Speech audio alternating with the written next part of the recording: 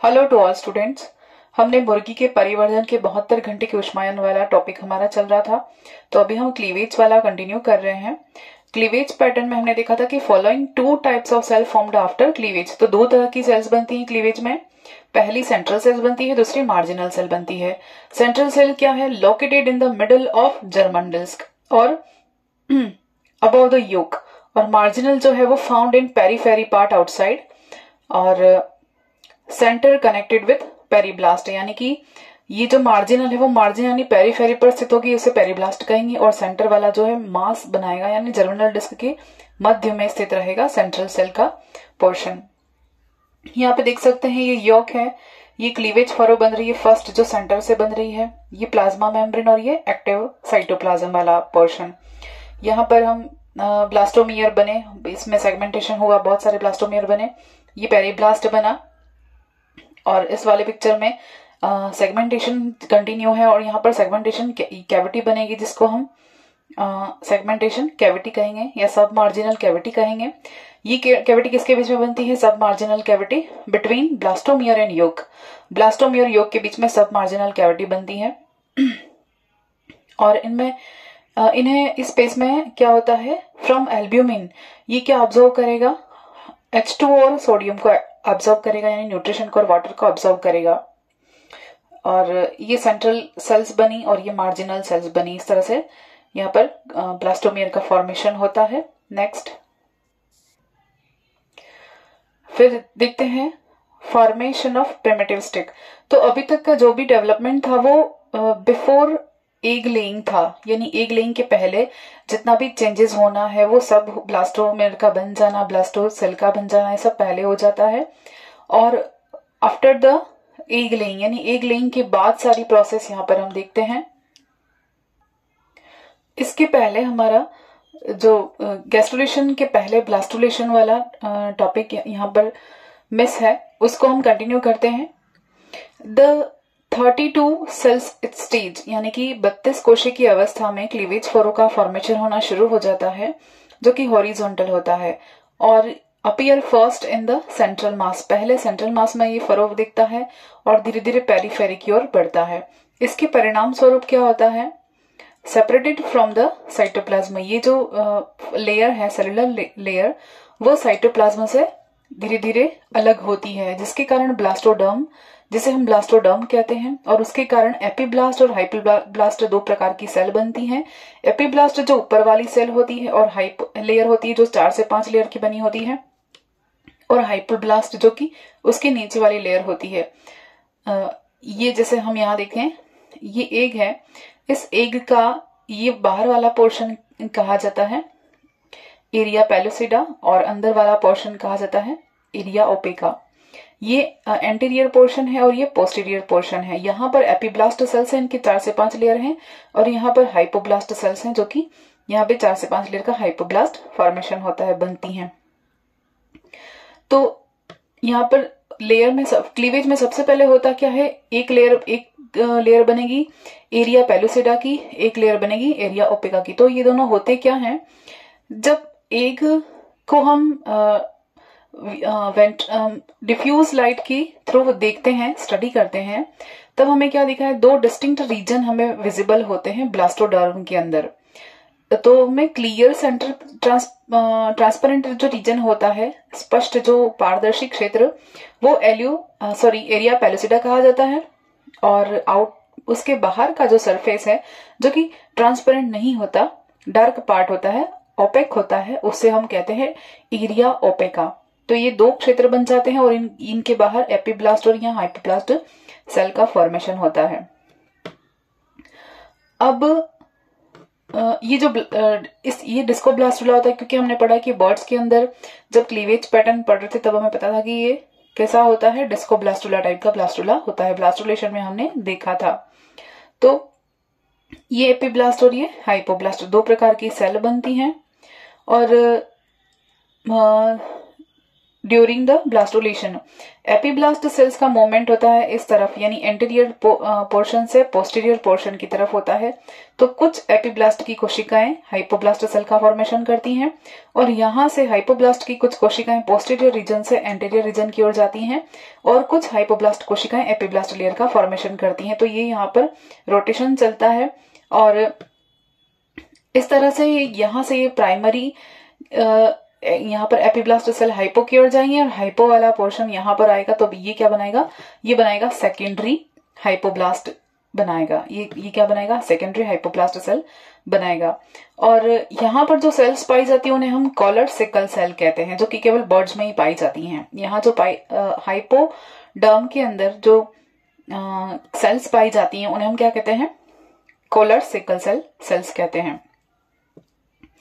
तो हमने देखा कि दो पारदर्शी क्षेत्र, एक पारदर्शी क्षेत्र एरिया पेलोसिडा और एक बाहर वाला ओपेक वाला एरिया जिसके कहते हैं एरिया ओपेका कहते हैं। दो क्षेत्र पाए जाते हैं और opaca does not take part in the formation of embryo, यानी ओपेका वाला जो पार्ट होता है, रीजन होता है, वो एम्ब्रियो फॉर्मेशन में कोई मदद नहीं करता। It take part in formation of extra embryonic membrane. ये बाहर वाला पार्ट है और किसमें पार्टिसिपेट करता है, अतिरिक्त भ्रूणीय झिल्ली बनाने में हेल्प करता है। Also take part in digestion में हेल्प करेगा।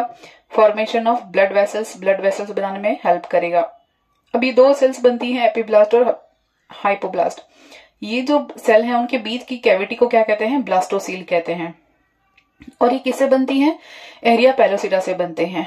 क्योंकि हमने देखा कि एरिया ओपेका वाला जो रीजन है वो तो एम्ब्रियोनिक मेम्ब्रेन बनाने में हेल्प कर रहा है, उसका एम्ब्रियो बनाने में कोई योगदान नहीं है।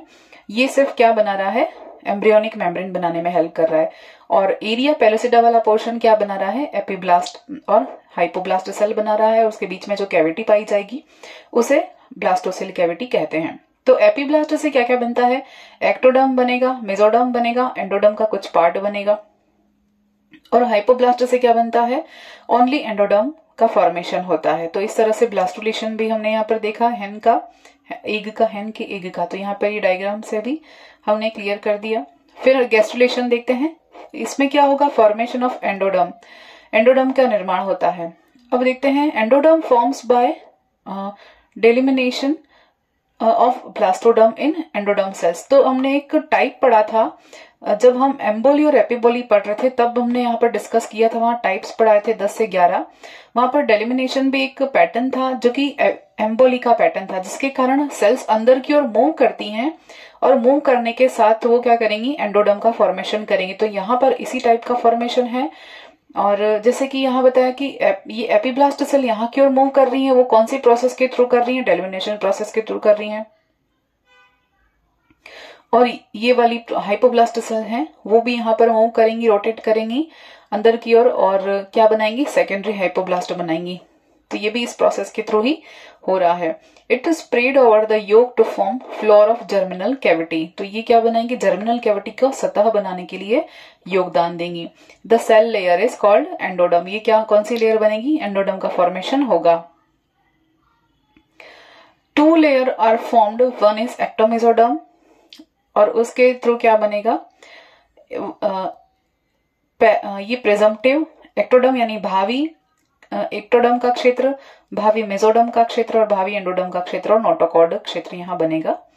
और दूसरी लेयर क्या बनाएगी, एंडोडर्म सेल्स बनाएगी। ये एंडोडर्म सेल क्या बनाएगी, इसी से गैस्ट्रुलेशन कंप्लीट होगा और इसमें गैस्ट्रुलेशन के दौरान एक्टोडर्म, मेसोडर्म और एंडोडर्म का फॉर्मेशन होगा। तो ये 2 तरह की लेयर यहाँ पर फॉर्मेट हो रही हैं। नेक्स्ट आगे देखते हैं, इसको कंटिन्यू करते हैं। अब वाली जो स्टेजेस हैं वो आफ्टर एग लेइंग वाली स्टेजेस हैं। इसके पहले तक जो हमने देखा वो सब क्या हुआ था, एग लेइंग के पहले, यानी उनके मुर्गी के बॉडी के अंदर ही सारे चेंजेस जो होते हैं वो इसके पहले वाले जितने भी टॉपिक हमने देखे उसमें हो गया था। अभी हम जो पढ़ेंगे वो प्रोसेस कौन सी है, आफ्टर एग लेइंग वाली प्रोसेस है। तो इसमें क्या होता है, फॉर्मेशन ऑफ प्रिमिटिव स्ट्रिक, यानी प्रिमिटिव स्ट्रिक का निर्माण या आदि रेखा का निर्माण होता है। कैसे होता है देखते हैं।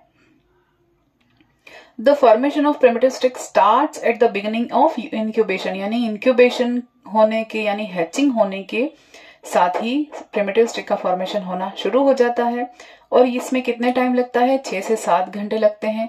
12वें घंटे में इंक्यूबेशन प्रिमिटिव स्ट्रिक का शेप कंप्लीट बन जाता है और 19वें घंटे तक इंक्यूबेशन के कंप्लीटली प्रिमिटिव स्ट्रिक फॉर्मेशन हो जाता है। यानी कि 19वें घंटे में प्रिमिटिव स्ट्रिक का फॉर्मेशन कंप्लीटली हो जाता है। Formation of presumptive streak by या primitive streak by ectodermal layer किससे बनता है? ये एक्टोमेसोडर्म लेयर के फॉर्मेशन से बनता है। यहाँ जैसे ये आपकी एपीब्लास्ट है, उसके अंदर ये जो एंडोडर्म है, एंडोडर्म वाली लेयर, इसमें क्या होता है? ग्रूव बन जाती है, एक ग्रूव या एक इंटीग्रेशन बन जाता है, इंग्रेशन बन जाता है, जिसके कारण ये प्रिमिटिव स्ट्रिक का फॉर्मेशन शुरू हो जाता है। इसके बाहर एक लेयर मेसोडर्म बन जाती है और सबसे बाहर की ओर एक्टोडर्म वाली लेयर बन जाती है। तो ये क्या बनाएगा? एक नॉब जैसे स्ट्रक्चर बनाएगा। Anterior end of blastoderm form a knob called Hensen's node which form presumptive neural cord. यानी कि यहां से ये प्रिजम्पटिव जो क्या बनाएगा? नर्व कॉर्ड का फॉर्मेशन हुआ। कैसे होगा? ये जो स्ट्रिक बनाई, ये जो नोब बनी, ये है प्रिजम्पटिव स्ट्रिक का फॉर्मेशन होना शुरू हो गया। प्रिजम्पटिव स्ट्रिक से क्या बनता है? इससे हेड और टेल का फॉर्मेशन होना शुरू होता है। तो प्रिमिटिव स्ट्रिक का बनना ये एक लेयर के बाद की प्रोसेस है। ये एंडोडर्म से होती है, यानी एक्टोमेसोडर्म लेयर से होता है इसका फॉर्मेशन। और हाँ, एक्टोमेसोडर्म से होता है। और इससे जो नॉब बनी, इसको क्या कहते हैं? हैंसन्स नॉब कहते हैं। और इसी से आगे जाके क्या होता है? भावी नर्व कॉर्ड का या तंत्रिका रज्जु का निर्माण होता है। और एक और इसके साथ रिलेट करता हुआ क्वेश्चन है कि ये किसके समान है? ये हैंसन नोड किसके समान है? ये एम्फीबिया के अंदर जब डॉर्सल ब्लास्टोपोर लिप बनता है उसके समान है। क्योंकि हम देखा था हमने कि जो ब्लास्टोपोर लिप या हम डॉर्सल लिप कहते हैं, वो डॉर्सल लिप जो है वो क्या करता है? एम्ब्रियो मेढक के भ्रूण के अंदर जो ऑर्गेनाइजर या संगठक का क्षेत्र है, ऑर्गेनाइजर, जब हमने न्यूकोप सेंटर देखा था उसमें हमने पढ़ा है कि ऑर्गेनाइजर की तरह फंक्शन करता था। तो यहाँ पर ऑर्गेनाइजर की तरह फंक्शन कौन कर रहा है? ये हैंसन्स नॉब ऑर्गेनाइजर की तरह फंक्शन कर रही है, तो इसलिए हमने इसको ऑर्गेनाइजर भी कहा है। तो ये क्वेश्चन बन सकता है कि ये दोनों ये किसके समान है? हैंसन नोड तो एम्फीबियन के डॉर्सल लिप के समान है, क्योंकि वहां पर भी डॉर्सल लिप क्या करता है? ऑर्गेनाइजर का काम करता है। और यहाँ पर भी ये हैंसन्स नोड क्या करेगा? ऑर्गेनाइजर का काम करेगा। ऑर्गेनाइजर का काम क्या होता है? ये अदर लेयर का फॉर्मेशन करना और उनको इंड्यूस कराना। मेसोडर्म फॉर्मेशन, आगे देखते हैं मेसोडर्म का फॉर्मेशन। अब क्या होता है? Embryonic epiblast cell form ectoderm, notochord and mesoderm. तो एम्ब्रियोनिक की एपिब्लास्ट सेल क्या बनाती है? हमने देखा कि एक्टोडर्म बनाएगी, नोटोकॉर्ड बनाएगी और मेसोडर्म बनाएगी। That's why it is called ectomesoderm. इसलिए क्या कही जाती है? एक्टोमेसोडर्म कही जाती है। Ectomesodermal cells form primitive streak. ये क्या बनाएंगी? प्रिमिटिव स्ट्रिक बनाएंगी, जो कि कन्वर्जेंस की प्रोसेस से बनाएंगी। कन्वर्जेंस क्या था? हमने टाइप पढ़ा था एपीबोली और एम्बोली। जब हमने क्लीवेज का पैटर्न पढ़ा था तब देखा था एपीबोली और एम्बोली, तब हमने देखा था कन्वर्जेंस टाइप का एम्बोली। तो ये एम्बोली के पैटर्न से या इस टाइप के प्रकार से क्या बनता है? प्रिमिटिव स्ट्रिक का फॉर्मेशन, मेसोडर्म का फॉर्मेशन होता है, प्रिमिटिव स्ट्रिक का फॉर्मेशन होता है एक्टोमेसोडर्मल सेल से। फिर mesodermal cell spread and form mesodermal groove. एक ग्रूव बनाएंगी। ये मेसोडर्मल सेल क्या करेंगी? फैल जाएंगी पूरे ब्लास्टुला के ऊपर और क्या बनाएंगे? मेसोडर्मल ग्रूव का फॉर्मेशन करेंगी। Mesodermal cell arrange with ectoderm and endoderm both. यानी ये मेसोडर्मल सेल किसके साथ अरेंज हो जाएंगी? एक्टोडर्म के साथ भी अरेंज हो जाएंगी और एंडोडर्म के साथ भी अरेंज हो जाएंगी। ये हमने पहले पढ़ा था कि जब मेसोडर्म एक्टो के साथ होती है तो उसको हम क्या कहते हैं, और मेसोडर्म एंडो के साथ होती है तो उसको हम क्या कहते हैं? ये सोमेटोप्लूरल और स्प्लेक्नोप्लूरल, दो चीजें हमने देखी थी। अब हम देखते हैं डोर्सल वेंट्रल एक्सिस फॉर्मेशन। ये कैसे होगा? डोर्सल वेंट्रल या डोर्सो वेंट्रल एक्सिस फॉर्मेशन हैन के अंदर जो एम्ब्रियो है उनके अंदर कैसे होगा? ये किसके ऊपर डिपेंड करता है? यानी कि अब ऑर्गन फॉर्मेशन शुरू हो चुका है, अब हेड का फॉर्मेशन होगा, धीरे धीरे सारे ऑर्गन का फॉर्मेशन होगा। तो डिपेंड ऑन पीएच मीडियम है। किसके ऊपर डिपेंड करता है? पीएच मीडियम के ऊपर डिपेंड करता है। अगर एल्ब्यूमिन का पीएच 9.8 यानी एल्केलाइन है तो उसमें क्या बनेगा? एपिब्लास्ट सेल की ओर फेस करता हुआ मीडियम है तो वो क्या बनाएगा? बेसिक मीडियम के अंदर डॉर्सल एक्सिस बनाएगा, पृष्ठ एक्सिस बनाएगा, पृष्ठ एक्सिस या पृष्ठ अक्ष बनाएगा। और अगर यहाँ पर अगर पीएच हम देखें कितना है, एसिडिक है 6.8, तो क्या बनाएगा, जर्मिनल कैविटी बनाएगा, सब जर्मिनल कैविटी बनाएगा। और सब जर्मिनल कैविटी की ओर अगर एसिडिक मीडियम है फेस करता हुआ एपिब्लास्ट का, तो क्या बनाएगा, वेंट्रल एक्सिस बनाएगा, वेंट्रल साइड बनाएगा। ये दो हमने देखे। फिर है right left axis formation. Right left axis formation क्या किस पर डिपेंड करता है, depends upon paracrine factors. Paracrine factors क्या होते हैं, जो कम्युनिकेट, जब हम सेल सिग्नलिंग पढ़ते हैं उसमें हम पढ़ते हैं पैराकाइन सिग्नल्स। तो अपने नेबर कॉलिंग, इसको हिंदी में इसको समझने के लिए कहेंगे नेबर कॉलिंग, यहाँ पर फैक्टर्स होते हैं। जो इसमें क्या होगा, नोडल टिश्यूज फॉर्मेशन होंगे, फिर ट्रांसक्रिप्शनल फैक्टर्स काम करेंगे, फिर टैक्स2 ये काम करेगा। ये दोनों साथ में काम करेंगे तो क्या होगा, यानी दोनों साथ में एक्सप्रेस हुए तो साइड व्यू बनेगा, लेफ्ट व्यू बनेगा। और अगर दोनों में से कोई भी एक्सप्रेस नहीं हुआ तो राइट साइड फॉर्मेशन होगा। अब हम देखते हैं anterior posterior axis formation. Depends upon gravitational force. ये किस पर डिपेंड करेगा, ग्रेविटेशनल फोर्स पर डिपेंड करेगा। When egg comes from fallopian tube, जब अंडा कहां पर आएगा, फेलोपियन ट्यूब में आता है, तब वो रोटेट करता है कितना, 15 टाइम्स वो रोटेट करेगा। और यहाँ पर जब वो उसका लेवल ग्राउंड तक आ जाएगा, यानी ग्राउंड लेवल जब हैवी पार्ट हो जाएगा, तब वो क्या हो जाएगा, वहां पर उसका जो फ्यूचर होगा वो एंटीरियर पार्ट बनाएगा। और टिप फॉर्म जो हल्का पार्ट है, क्योंकि सारे की सारा जो हैवी पार्ट है वो ग्राउंड की ओर आ चुका है, तो वो कौन सा भाग बनाएगा, एंटीरियर पार्ट बनाएगा। और जो टिप वाला पोर्शन है ब्लास्टोडर्म का, वो क्या बनाएगा, पोस्टीरियर एंड बनाएगा। तो ये 3 पैटर्न हमने देखे, डोर्सल वेंट्रल एक्सिस का फॉर्मेशन, राइट लेफ्ट एक्सिस का फॉर्मेशन, डायरेक्ट क्वेश्चन आता है इस पे, और anterior posterior axis formation. Next, यहाँ एक बार फिर आप समझ सकते हैं, रफ मैंने बताया रखा है। प्रिमिटिव स्ट्रिक का फॉर्मेशन किससे होगा, एपिब्लास्ट सेल से होता है। फिर ये इंग्रेशन होता है प्रिमिटिव स्ट्रिक की एपिब्लास्ट सेल में, जिससे कि एंडोडर्म यहाँ पर बनी, ये मेसोडर्म बनी, एक्टोडर्म बनी, तो ये ग्रूव बना और ये प्रिमिटिव स्ट्रिक फॉर्मेशन हो गया। और जैसे यहाँ पर एक के अंदर ये डायग्राम दिखे तो इस तरह का दिखेगा प्रिमिटिव स्ट्रिक का फॉर्मेशन। इससे क्या होगा, इसमें क्या होती है, यहाँ पर बताई थी ये हाइपोब्लास्ट सेल है, तो ये क्या करेंगे, यहाँ पर कॉलर सिकल सेल्स प्रेजेंट होती हैं। ये क्या करती हैं, ये सब यहाँ की ओर मूव करेंगे, सेकेंडरी हाइपोब्लास्ट बनाएंगे। Cell migrate to anterior part of primitive streak. ये सेल क्या करेंगी, एंटीरियर पार्ट की ओर माइग्रेट करेंगी और प्रिमिटिव स्टिक का फॉर्मेशन करेंगे। और इसी से क्या बनता है, यहाँ पर ये सेल्स जो हाइपोब्लास्ट है वो हेड और टेल का, ये प्रिमिटिव स्टिक का किसका फॉर्मेशन करेंगे, हेड और टेल का फॉर्मेशन करेंगे। और कॉलर सिकल सेल्स क्या करेंगे, सेकेंडरी हाइपोब्लास्ट का फॉर्मेशन करेंगी, और ये यहां से यहां रोटेट होती हैं। फिर ये और क्या ये फंक्शन है इसका, ये थिकनिंग हो जाती है। ये जो प्रिमिटिव स्टिक बना ये कैसा हो जाएगा, इस पर बहुत ही प्रोमिनेंट हो जाएंगी, थिक हो जाएंगी, और वो क्या बनाएंगे, हैंसन्स नॉट बनाएंगी। और ये हैंसन्स नॉट को हम ऑर्गेनाइजर भी कहते हैं, हमने देखा। अब प्रिमिटिव स्टिक का क्या यहाँ पर फंक्शन है, अगर डीप मूविंग सेल्स हो गई, प्रिमिटिव स्टिक अगर बहुत ही डीप मूविंग हो गई तो वो क्या बनाएंगी, एंडोडर्म बनाएंगी।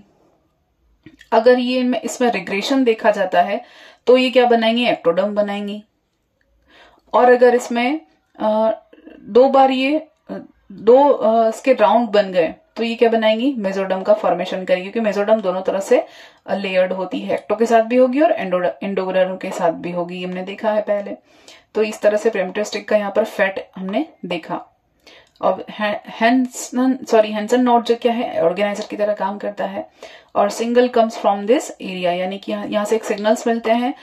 और ऑर्गेनाइजर का फंक्शन क्या है, सिग्नल्स कम्स फ्रॉम दिस, यानी कि सिग्नल मिलेंगे और अपने आसपास के क्षेत्र को काम कराने के लिए उनका फैट जो है वो जिस ऑर्गन बनाने के लिए है उसको इंड्यूस करेंगे, ताकि वो अपना ऑर्गन फॉर्मेशन आगे कंटिन्यू कर सके।